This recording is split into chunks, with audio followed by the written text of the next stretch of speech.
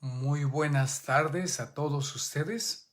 Vamos a ir preparando el corazón, la mente, el alma, todo nuestro ser para iniciar este momento de oración, este momento de encuentro con la palabra de Dios. Este domingo vamos a hacer un pequeño cambio. Estamos leyendo el Evangelio de Marcos y la iglesia interrumpe esta lectura continuada del Evangelio de Marcos para detenernos en un capítulo muy importante de el Evangelio de San Juan. Vamos a partir de este domingo, serán 5 domingos continuos leyendo el capítulo 6 de San Juan. Hoy nos estaremos remitiendo del versículo 1 al 15.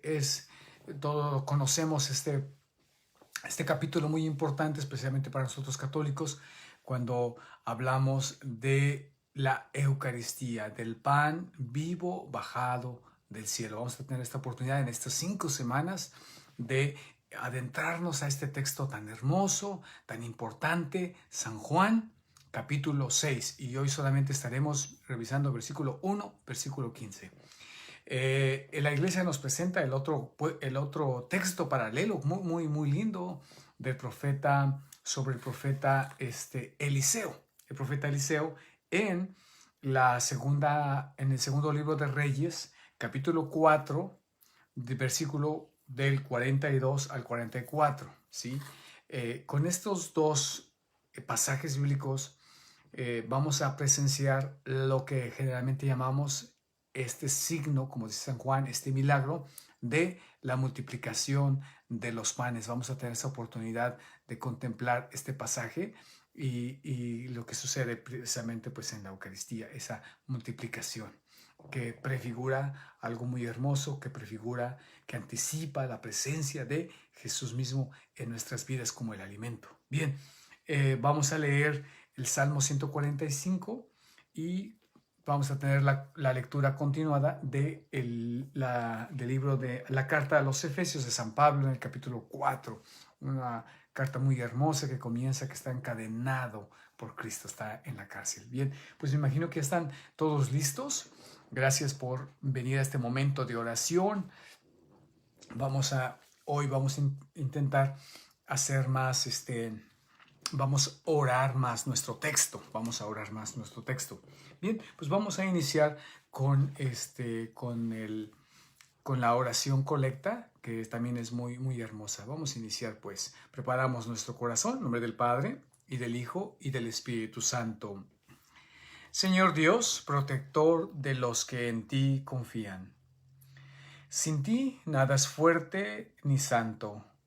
Multiplica sobre nosotros tu misericordia, para que bajo tu dirección, de tal modo nos sirvamos ahora de los bienes pasajeros, que nuestro corazón esté en los bienes eternos. Por Jesucristo nuestro Señor. Amén. En el nombre del Padre, y del Hijo, y del Espíritu Santo. Amén. Bien, pues esta oración que recoge todo el sentir de la iglesia para este fin de semana tiene dos textos muy importantes bíblicos. Ha sido inspirado en dos textos muy importantes.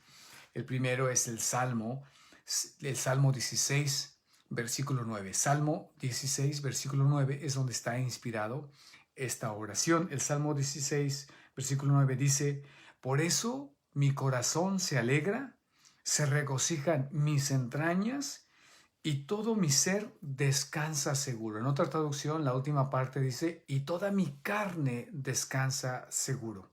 ¿Sí? Entonces esto habla, pues es un poema de esperanza.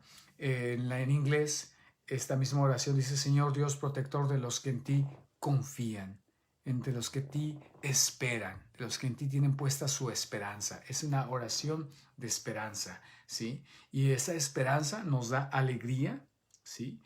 Y se regocija lo más débil de nosotros, nuestra carne, nuestra carne. Y por eso dice: sin ti nada es fuerte ni santo.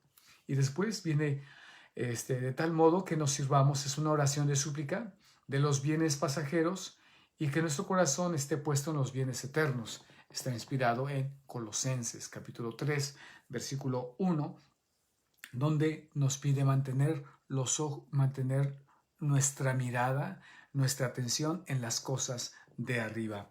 También quisiera decir que en la segunda carta a Timoteo, también es en la segunda carta a Timoteo, capítulo 2, versículo 19, ahorita vuelvo a repetir las citas bíblicas porque creo que estoy hablando muy rápido. También viene esta inspiración, es una muy, muy hermoso. ¿Por qué? Porque nuestra esperanza, porque nuestro gozo está puesto en aquel que nos ama. Esta cita dice de alguna manera muy, muy bonita y muy fuerte, ¿verdad? Muy profunda. Segunda de Timoteo 2:19 dice lo siguiente. 2:19 dice segunda de Timoteo, ando en Tesalonicenses. Dice, pero el sólido fundamento que Dios ha establecido permanece inconmovible y la inscripción que le sirve de sello dice, el Señor conoce a los suyos y el que invoca el nombre del Señor, que se aparte de la iniquidad.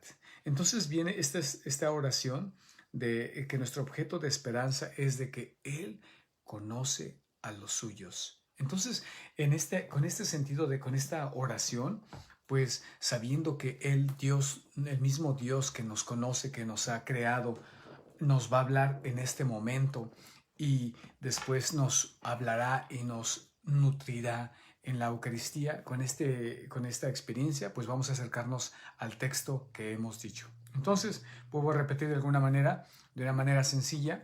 La oración colecta está inspirada en 3 textos bíblicos. Había dicho que 2, pero son 3 textos bíblicos. El primero es el Salmo 16, versículo 9. Salmo 16, versículo 9. El segundo es la segunda carta a Timoteo, capítulo 2, ¿sí? El versículo 19, 2:19.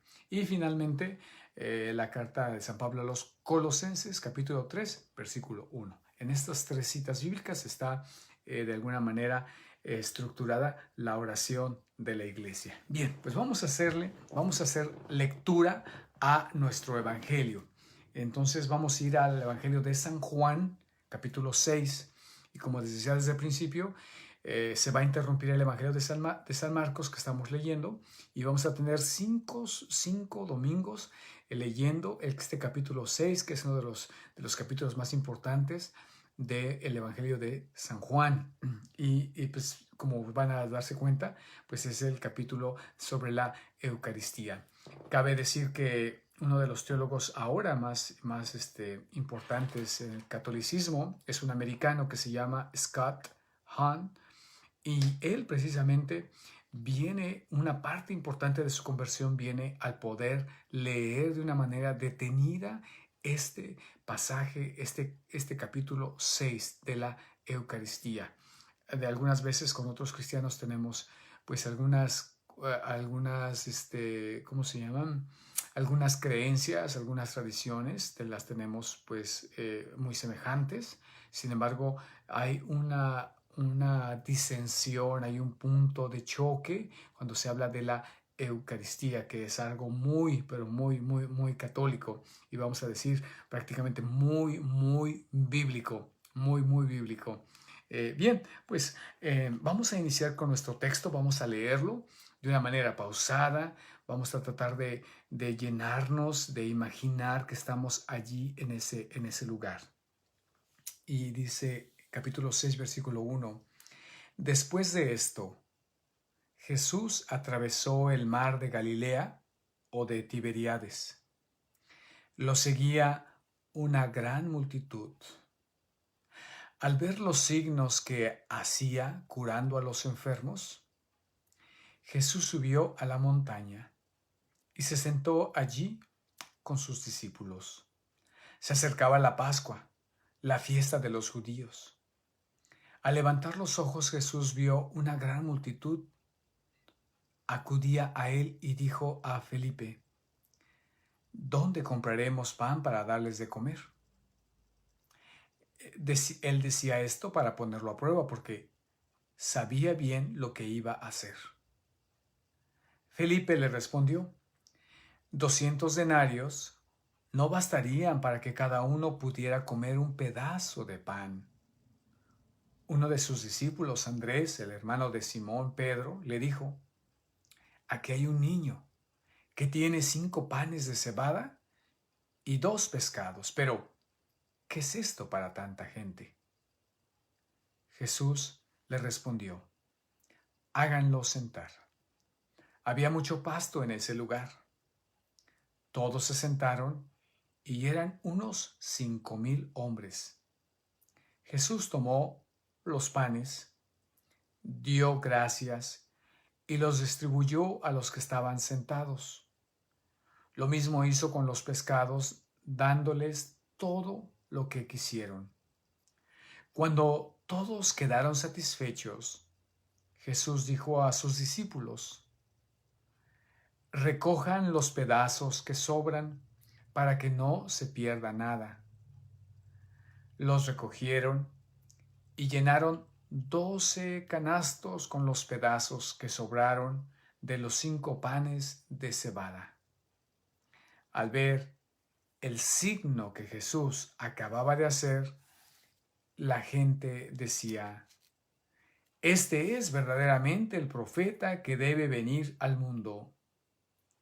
Jesús, sabiendo que querían apoderarse de él para hacerlo rey, se retiró otra vez solo a la montaña. Solo a la montaña. Bien, hemos leído nuestro texto, son 15 versículos. Vamos a dividirlo, los sugiero que lo dividamos en 4 partes, nuestro evangelio, en 4 partes. 1, si quieren apuntar, del versículo 1 al versículo 4, vamos a dividirlo, porque ahí nos describe los personajes, ¿sí?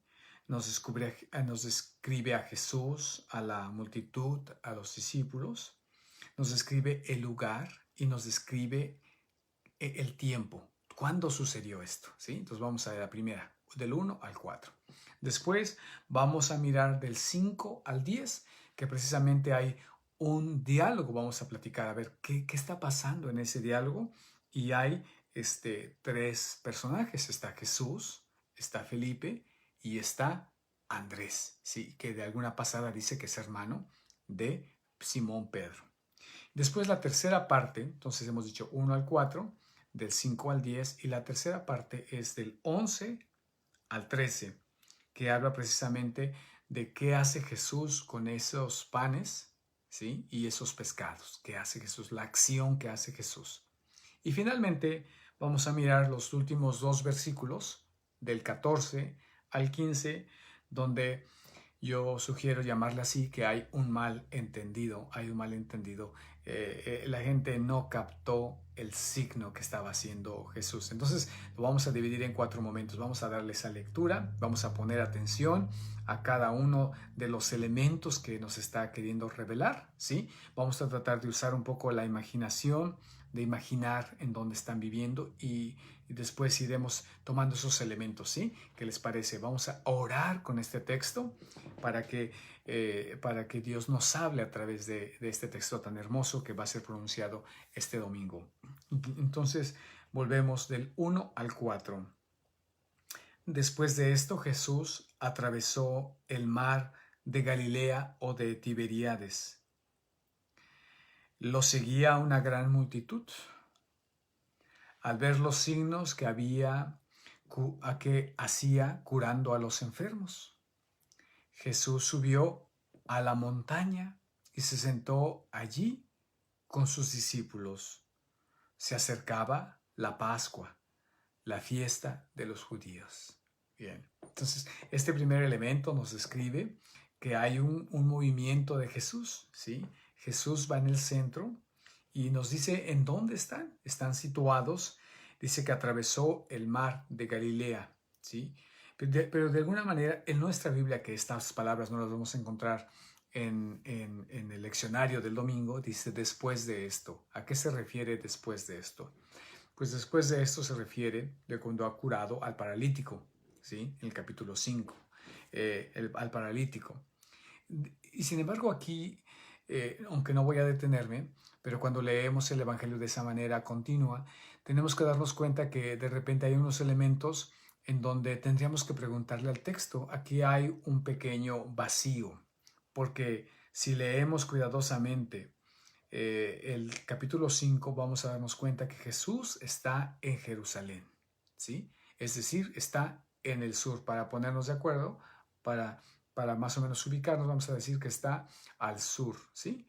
Y, y dice, después de esto, Jesús atravesó el mar de Galilea y súbitamente, inesperadamente, dice, después de esto, cuando lo dejamos en Galilea, ya está al norte, al norte que hay una distancia grande. Entonces aquí vemos que hay un vacío que no hablaré mucho de este vacío, pero hay un cambio de escenario que nos dice Juan en los detalles del sur de Jerusalén y de repente nos sitúa inmediatamente en Galilea, ¿sí? Y dice que Jesús atraviesa ese mar de Galilea y de alguna manera hace énfasis en atravesar este mar de Galilea, porque nos vamos a darnos cuenta que va a empezar a llevarnos hacia un éxodo. Hacia un éxodo significa hacia una salida. Está atravesando el mar, ¿sí? Y no es algo así como que, pues está describiendo dónde. Hay una carga. ¿De qué nos recuerda? ¿Quién atravesó el mar? Y después va a venir también un alimento de pan. ¿Quién? Si vamos hacia el libro del Éxodo, va a ser un paralelo de alguna manera. Si está describiendo cómo el pueblo de Israel salen de la esclavitud, ha curado, ha sanado y atraviesan el mar, ¿sí? Atraviesan el mar como ese camino de liberación y llegan y dice una vez más, ¿sí? Lo seguía una gran multitud. Entonces Jesús allí y dice que hay una razón por la cual lo sigue una multitud. Dice, al ver los signos que hacía curando a los enfermos. Entonces aquí hay una palabra que se va a volver a repetir. Signos. Al ver los signos que hacía al curar enfermos. No dice directamente, al mirar cómo curaba a los enfermos. Decía que esas curaciones eran signos, que ellos miraban en eso algo más allá. Vamos a mirar qué es lo que ven más allá. Y están mirando, en su reacción al final van a decir que es un profeta, ¿sí? Pero no solamente miran la curación, sino ese es un signo de algo más grande. Y además dice, Jesús subió a la montaña. Otra vez Moisés. Nos recuerda no tan solo que atraviesa el mar, sino que sube a la montaña. ¿Qué existe esa montaña? Pues en el capítulo 16 y 18, pues hay ese encuentro de subir a la montaña de Moisés para encontrarse con el pueblo, con Dios. Y dice ahí, y se sentó con sus discípulos y aparece otro grupo. Jesús no va solo, no tan solo es la multitud que lo sigue porque ha visto los signos, sino también están ahí sus discípulos. Y nos dice el tiempo. Se acercaba la Pascua, la fiesta de los judíos. Entonces, de alguna manera podemos entender por qué hay tanta multitud, por qué hay tanta gente. Recuerden que en otros momentos, en otros videos, hemos visto que dicen los historiadores que en la fiesta de la Pascua la ciudad de Jerusalén llegaba a contener hasta 1.000.000 de personas, de peregrinos, llegaban 1.000.000. Entonces, habla de que es ese tiempo y hay una multitud que sigue a Jesús. ¿Nos damos cuenta de todo esto? Bien, entonces esa es la primera parte donde describe a los personajes, describe el lugar, la montaña, nos describe el tiempo, la Pascua, pero que nos sitúa en un momento muy, muy importante de la historia de la salvación, en esta salida del Éxodo, en este encuentro con Dios, donde se va a hacer una alianza. Recuerden, la montaña es la alianza, va a dar los mandamientos y esa es la señal de la alianza. Yo seré su Dios, ustedes serán mi pueblo. Segundo momento para seguir orando con este texto es el diálogo que tiene Jesús con Felipe y Andrés. Entonces, del versículo 5 al 10, vamos a leerlo. Al levantar los ojos, Jesús vio que una gran muchedumbre acudía a él, se dirigían a Jesús. Y dijo, Jesús se dirige a Felipe, ¿dónde compraremos pan para darles de comer? ¿Dónde compraremos pan para darles de comer? Y Juan, el evangelista, dice, él decía esto para ponerlo a prueba, porque sabía bien lo que iba a hacer. Entonces, esa pregunta busca algo, y le está preguntando que dónde van a comprar ese pan. Y entonces el versículo 7, Felipe responde, 200 denarios no bastarían para que cada uno pudiera comer un pedazo de pan. Sabemos que hay una muchedumbre, todavía no sabemos el número, ya nos los dijeron, nos van a decir después. Y ya en los cálculos de Felipe en su cabeza, que se ha enganchado con la pregunta de dónde compraremos pan, y Felipe responde que no tan solo dónde, sino con qué. ¿Con qué dinero? Porque habla de 200 denarios. Ahora, recordemos que el denario es el salario de un día, ¿sí? El salario de un día. Entonces estamos hablando de lo que uno aproximadamente gana en 200 días de trabajo. Esa cantidad, dice Felipe, ¿verdad? Dice, 200 denarios no bastarían para que cada uno pudiera comer un pedazo de pan. O sea, es una cantidad grande. Calculemos cuánto más o menos ganamos en 200 días. Y eso es lo que estamos hablando de eso, comprar de pan. Y es tanta la multitud que ni siquiera eso alcanzaría para que la gente se comiera un pedazo de pan, ¿sí? Ahora, dice, uno de sus discípulos, Jesús se dirige a Felipe, pero está ahí con sus discípulos. Entonces Andrés, el hermano de Simón Pedro, le dijo, ¿sí? Se dirige a Jesús, la multitud viene a Jesús, Andrés se dirige también a Jesús y le dice, aquí hay un niño.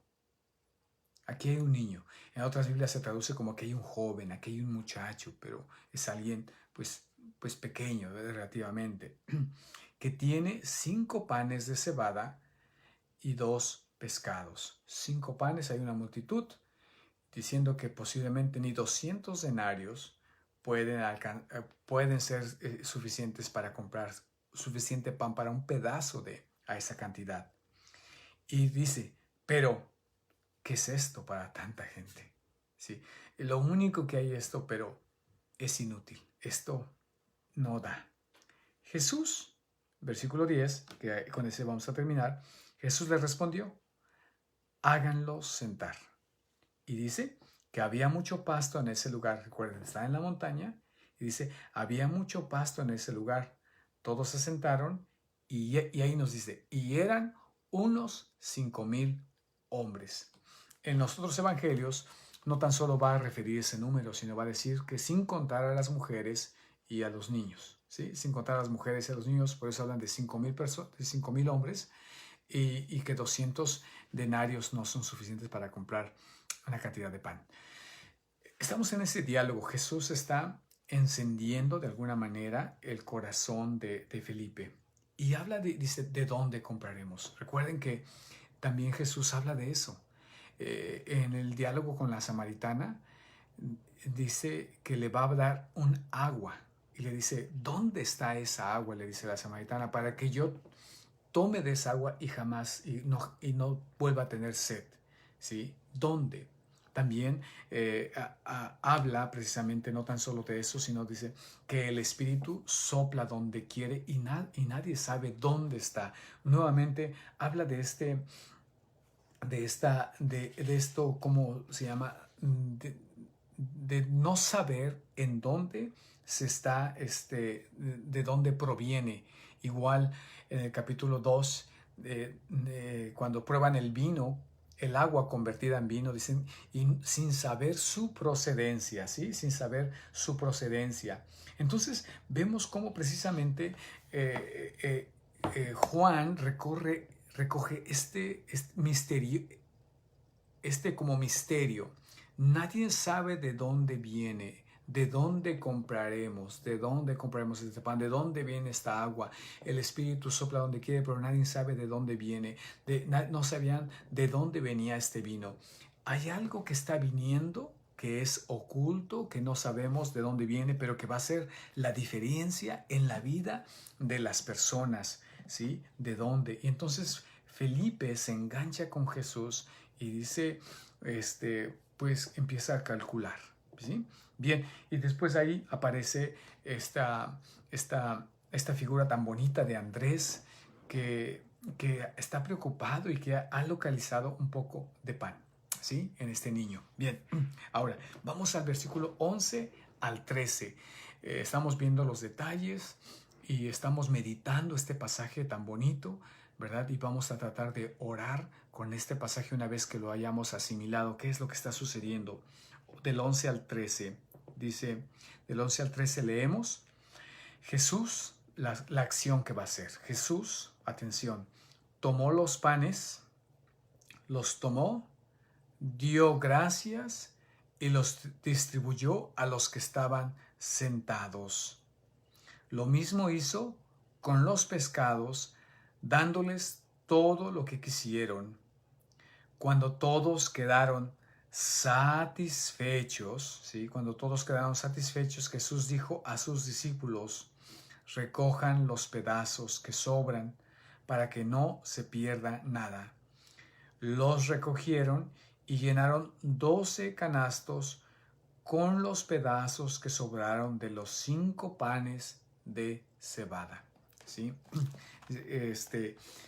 Aquí vemos la acción que está bien interesante, como que de alguna manera, aunque el Evangelio de San Juan no tiene la narración de la última cena, sí en estos momentos recoge los signos de la última cena. Tomó, ¿sí? Tomó el pan, dio gracias, lo partió y lo dio a sus discípulos, ¿sí? Vienen estas acciones. Aquí, obviamente, no está explícitamente el partir. Sin embargo, podríamos deducir que hubo un fraccionamiento, porque el versículo 13 dice que recojan, ¿sí? Recojan los pedazos de pan que sobraron de los 5 panes. Entonces, al decir que hay pedazos de pan que sobraron de los 5 panes, y esto es desproporcional, porque esos 5 panes caben en una canasta, por supuesto, y dice que específicamente lo que sobró provienen de esos 5 panes de los que se fueron, de los que se compartieron. Es lo que se recoge. Además, pues dice, recogieron 12 de que sobraron de los 5 panes de cebada. No habla del pescado.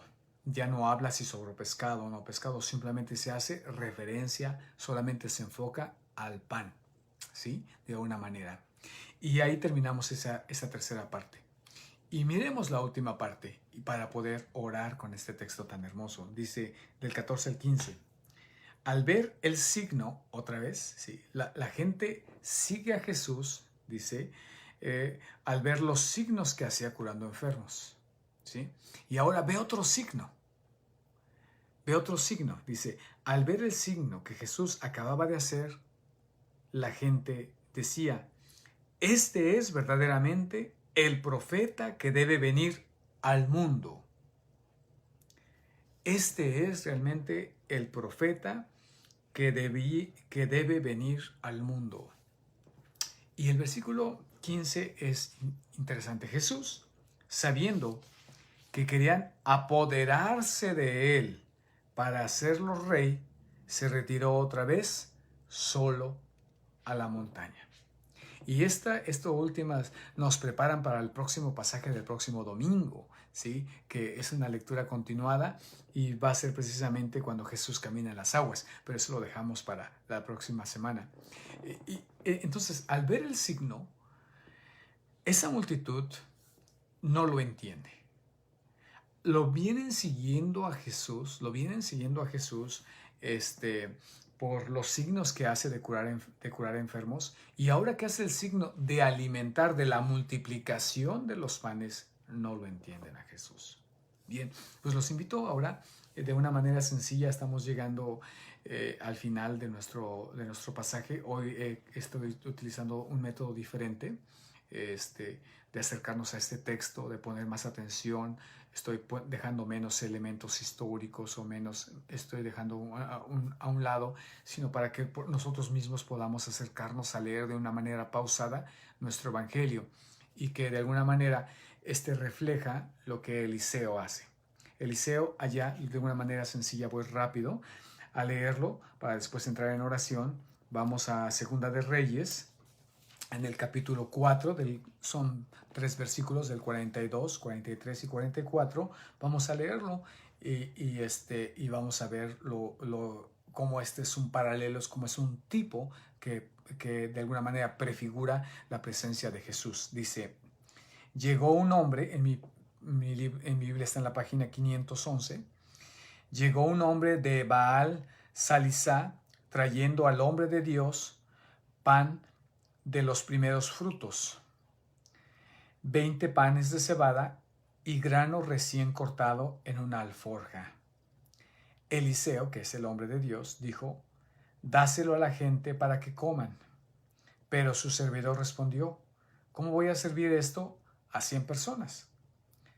Dáselo a la gente para que coman, replicó él, porque así habla el Señor. Comerán y sobrará. El servidor se lo sirvió, todos comieron y sobró conforme a la palabra del Señor. Entonces aquí vemos cómo Juan recoge este pasaje tan hermoso y cómo no tan solo ahorita estamos mirando lo que sucedió de una manera milagrosa, sino que es el cumplimiento de una profecía. Y es el cumplimiento de la profecía. Ahora atención, porque Eliseo es el profeta más poderoso del Antiguo Testamento, porque cuando es el discípulo de Elías, recuerden, y cuando Elías es arrebatado al cielo, le dice que le pide una petición, que le dé el doble espíritu, ¿sí?, que tuvo Elías. Y entonces Elías le dice: pues tú vas a recibir este doble espíritu si ves cuando soy arrebatado, ¿sí? Y entonces Eliseo ve, y entonces Eliseo puede hacer doble lo que Elías, el gran profeta, está haciendo. Entonces lo que vemos que Eliseo está haciendo es que con 20 panes le da de comer a 100 personas y que se cumple la profecía que les dio de comer Dios a todos, porque es Dios quien da de comer y sobra. Y aquí vemos cómo Jesús es una autorrevelación de que es Dios mismo caminando enfrente de nosotros y que es el que nos lleva a verdes pastos, ¿sí?, que nos ha sentado allí en verdes pastos. Es el Dios mismo que nos alimenta y que hace ese signo, y es un signo extraordinario, ese signo extraordinario de esos 5 panes y 2 pescados, darle de comer a mínimo 5,000 hombres, sin contar a hombres y mujeres, a mujeres y niños, perdón, y que sobra de esos 5 panes. Bien, oremos. A mí me gusta, yo quisiera quedarme junto con ustedes de alguna manera en el diálogo que tiene Jesús con sus discípulos, con 2 de ellos, y aparece ahí el nombre.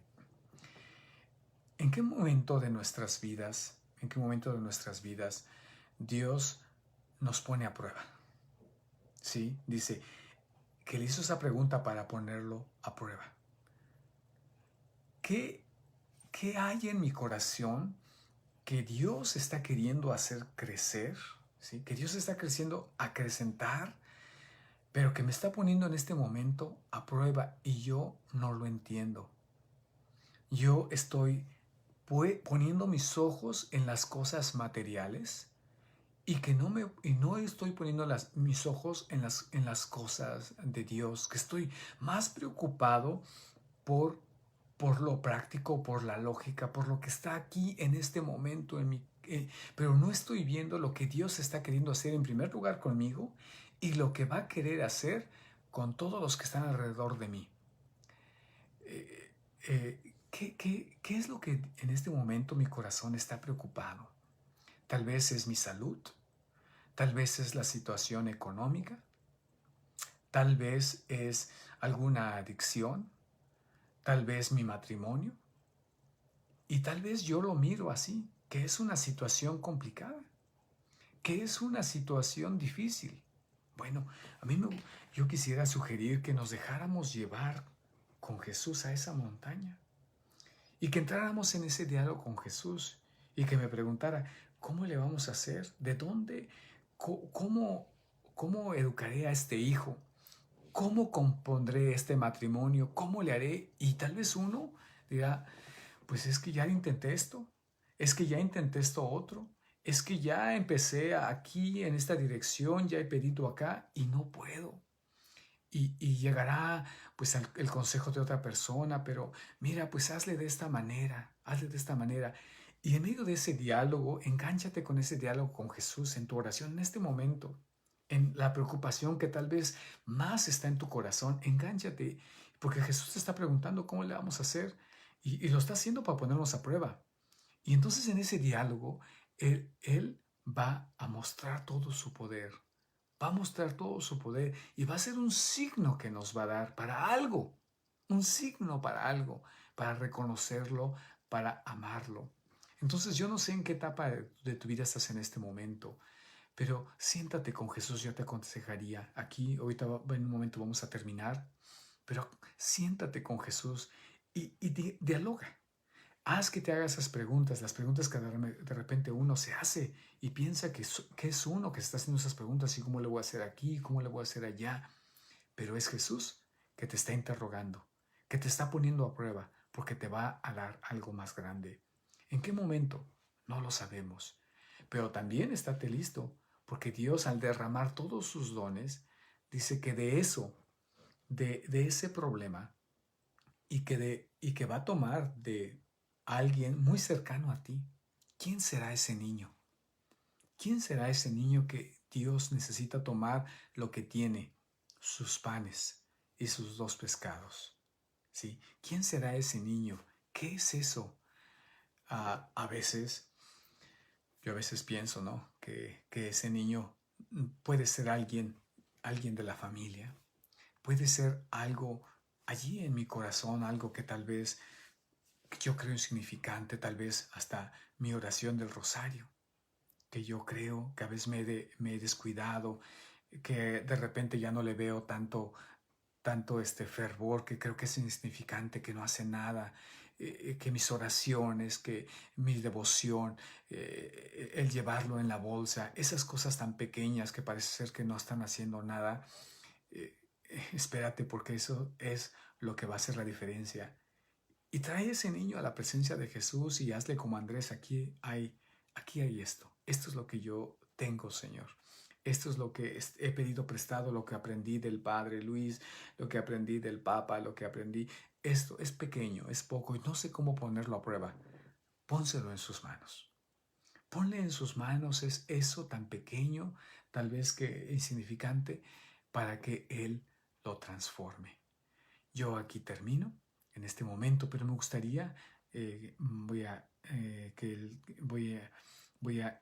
gustaría, perdón, es que quería decir que después de la bendición, pero me gustaría que tomáramos estos 2, 3 minutos, que volviéramos a leer otra vez el texto y que entonces ahí iniciáramos un diálogo orante con Jesús y que en un momento nos calláramos, porque Él va a hablar. Y porque tal vez en esta noche vamos a ser testigos de grandes cosas. O tal vez en estos días o en la Eucaristía. Pero sábete que eso lo empezamos a ver en la Eucaristía cuando Él de esos 5 panes es el mismo que se da y que se entrega. Es el mismo que se da y que se entrega y que se da todo en abundancia. Al parecer es insignificante, pero es el pan que sustenta nuestras vidas, que lo débil lo hace fuerte y que lo pecaminoso lo hace santo. Gracias por acompañarme. Voy a que el Señor les dé la bendición en nombre del Padre, del Hijo y del Espíritu Santo. Y los invito a quedarse unos 2 minutitos más con su Biblia, orando, agradeciendo. Tal vez ya te has dado cuenta de todas las bendiciones que Dios ha derramado y ha multiplicado ese pan. Nos vemos mañana. Recuerden que tenemos la Yard Sale y estaremos pues juntando ese dinero que Dios va a multiplicar para que podamos construir la casa de María Santísima, donde va a derramar todas sus gracias, Dios. Bonita noche. Gracias por su compañía. Muchas gracias. Feliz noche.